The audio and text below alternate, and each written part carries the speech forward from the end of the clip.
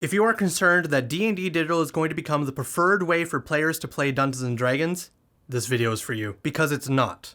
And it never will be. Also, let's get this out of the way real quick. One D&D and D&D Digital are not the same thing. I've seen way too many people talk about the digital battle map and call it one D&D. When that's not one D&D at all. One D&D is strictly just the Unearthed Arcana playtesting being done for the next edition of D&D. It is the exact same thing as D&D Next back in 4th edition. It's just called one D&D instead of D&D Next this time around. I have read a lot of Reddit posts and seen a lot of YouTube videos about people complaining and worrying that online play of Dungeons & Dragons is going to become the preferred way to play, not just for players, but also from Wizards of the Coast. Everyone is so freaked out and panicked that Wizards of the Coast is going to make this D&D Digital a microtransaction hell full of a bunch of different characters and pieces of armor and dungeon pieces that you're going to have to pay for over time, and people are going to be forced into playing Dungeons & Dragons in this way, and that's going to become the official way to play Dungeons & Dragons. And if you are one of these people who either made these posts or these videos or watched them and thought, yeah, that's probably correct, no.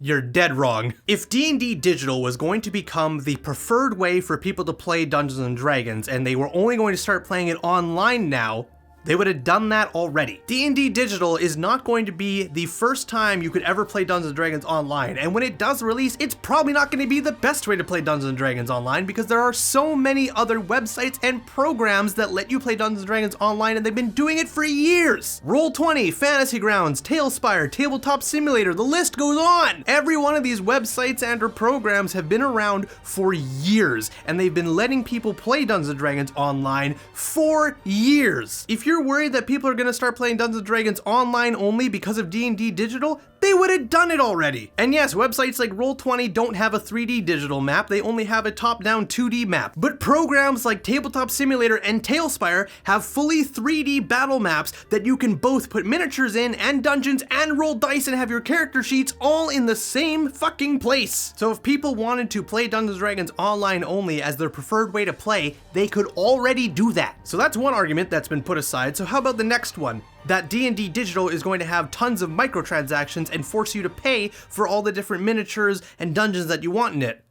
Of course it's going to. Wizards of the Coast is a company that is trying to make money like any other company in existence that's not a charity. It has become so goddamn easy for people to just scream at big corporations and yell at them for their fucking blasphemy on wanting to make money. If you make a product and it costs you money to make it, and that product is intended to be sold to a consumer, you need to make a profit off that product so you can continue to make money and continue to make products for the consumer. And every other digital way to play Dungeons & Dragons isn't free either. Even Roll20, which you can use and play as both a player and a dungeon master for free, has options for you to subscribe to the website services. Because it is not free for the people who own Roll20 to continuously keep it up and running. And Wizards of the Coast is no different. They're just bigger. Fantasy Grounds costs money, Tailspire costs money, Tabletop Simulator costs money, anything online, even if it is somewhat free, will have a way to support the people making it because they need to. I'm honestly surprised Wizards of the Coast didn't release D&D Digital sooner. If they had purchased D&D Beyond way sooner and made the D&D Digital product way back in the very early days of the pandemic, it would have spiked in sales and downloads. But now that the pandemic is basically over and most of the world has gone back to normal,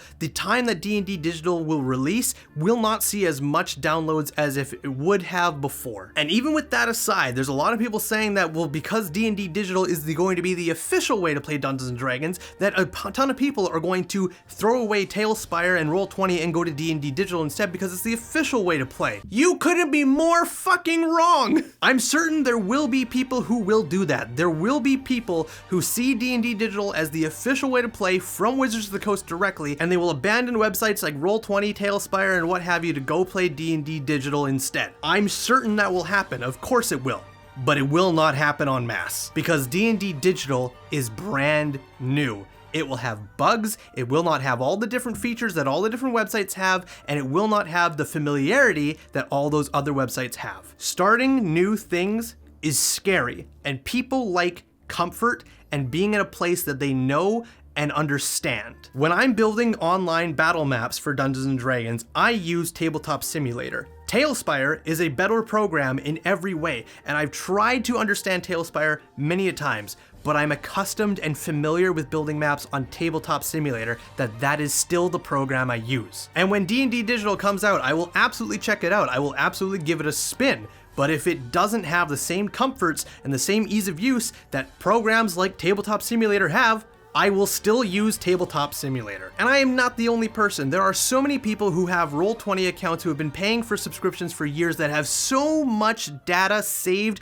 on that program that they are not going to switch to something completely new that doesn't have all the familiarity, the twerks, the ease of use, the map building, the campaign layouts, and everything that they come to expect from a program like Roll20. The fact that D&D Digital will be the official way to play Dungeons & Dragons online will bring some attention at first, but it will not move the market en masse. If it was the very first program to ever allow you to play Dungeons & Dragons digitally ever, then yes, of course, because there would be no other option.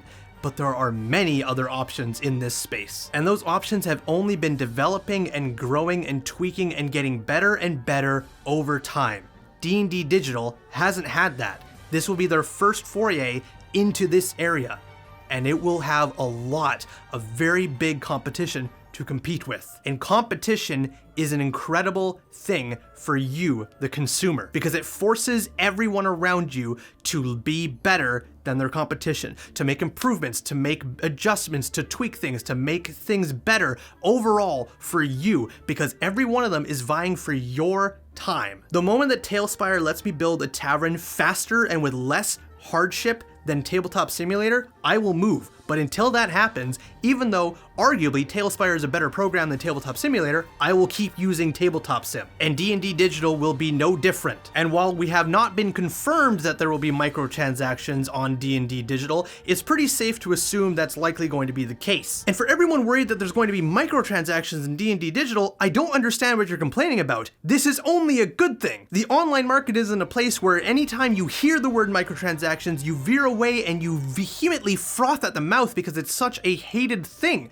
If D&D Digital has that, no one will use it. And circling back to people worried that people are only going to want to play D&D Digital instead of in person at the table, there are two big reasons that is never ever going to be the case. Company-wise, this would be the worst move for Wizards of the Coast to make, because they already tried to do that once and it failed significantly. Many years ago, Wizards of the Coast tried to make a new way to play Magic the Gathering digitally. They had Magic the Gathering online, but it has a clunky UI and not a whole lot of people use it because it just has an overall old, out-of-date feel to it. So instead of updating Magic Online, they made a new client called Magic Arena. It looks and plays very similarly to other card game clients like Runeterra or Hearthstone. And the push from Wizards for people to play Arena instead of in person was massive. Wizards of the Coast started printing cards with digital codes in the physical card packs so that you could then go to Arena and open more packs of cards on the online client. And just by playing games on the online client, you could earn virtual currency and use that virtual currency to open more digital packs of cards straight from your computer without costing you any actual money to do so. You just had to play. And of course, later they introduced a new currency that you could purchase with actual money just like any other online client, but the fact was that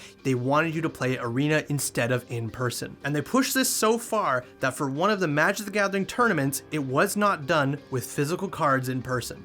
It was done on Arena. So with all this push and all this drive to try and make Arena the next big thing and the preferred way for people to play Magic the Gathering instead of in person or through Magic Online, how did it fare? Not good. Over this past year, the amount of people playing on arenas has only gone down. Players on Arena will see significant spikes every time a new set comes out, but after that set comes out, the viewership and the people playing on Arena only continues to dwindle. There are many reasons for this, for the client itself just having some problems that people cannot get over, but the big main problem is that it's not in person. It's not done with physical cards at a physical table with an opponent physically there with you. It does not matter how amazing the client is, how good the audio, how good the visuals, how seamless, lack of bugs, none of that matters. In person will always be a preferred way to play than digitally. And WotC has already learnt this through their trial and error with Arena. There are a lot of people that work at WotC, and there are a lot of different moving pieces at WotC. And while the people who work on Dungeons & Dragons is a completely different department than the people who work at Magic the Gathering, they are both still Wizards of the Coast, and they will learn from each other. WotC will of course push D&D digital because they've put a lot of money and time and investment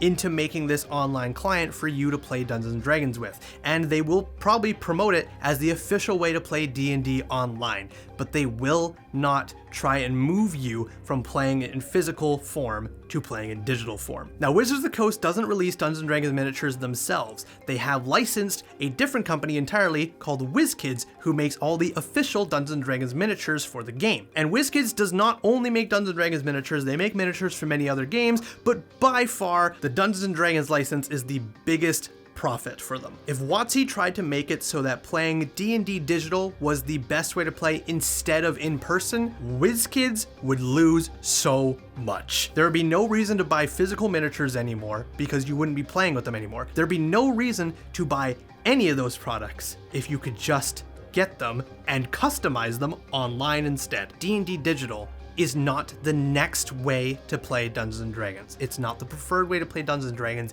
and it will not overtake physical play. There are too many things standing in the way of that happening. Playing in person will always be better than digital. Several years ago, I started running the Tyranny of Dragons campaign with a couple of people online.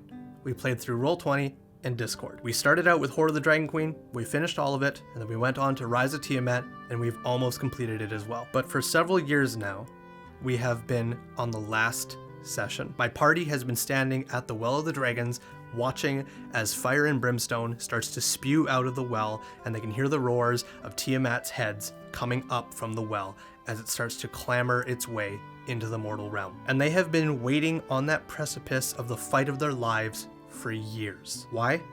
Because we all agreed that we would be playing the last session in person. We could have wrapped this campaign up years ago. We could have used Tabletop Simulator for the combat just like I did every other combat scenario. We could have hopped on Discord with our webcams and our microphones and had a great time fighting Tiamat to the bitter end, regardless who wins. It would be a memorable experience and it'd be enjoyable for everybody. But it would be so much more memorable to do this in person, because there is something about reaching across the table and holding your physical miniature and moving it across the board and looking at your players and looking at your teammates, both frightened, scared, empowered, happy, euphoric, and rolling physical dice on a physical table.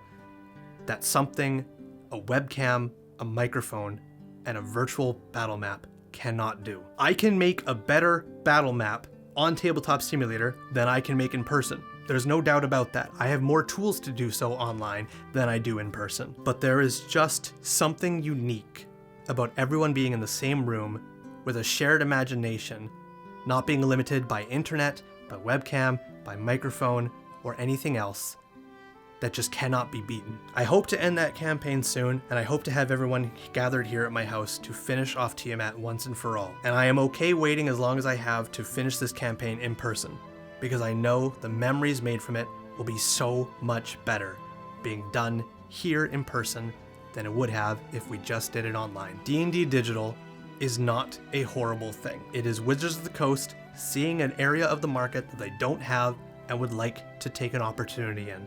And there is nothing inherently wrong with that. If it is better than the other programs, then that's good, because it forces the other programs to improve and adapt. If it is worse than the other programs, then nothing significant happens whatsoever, and life will continue as normal. In person will always be the preferred way to play, and digital only offers another way to play for those who can't play in person, and having more options to do that is only a good thing. Now, if you really want to play Dungeons & Dragons and you prefer to play online, or you can only play online, but you don't know how to go about finding a group or finding people to play with, I'd recommend checking out this video here, where I tell you exactly how to find a group of people to play Dungeons & Dragons with in less than 5 minutes. So thank you very much for watching, and thank all of you lovely patrons for supporting me and helping this channel continue to grow. I appreciate you very much. And if you want to support this channel and its future growth, you can do so at Patreon, linked right here, for as little as $1 a month. Thank you all very much, and I'll see you all in the next one.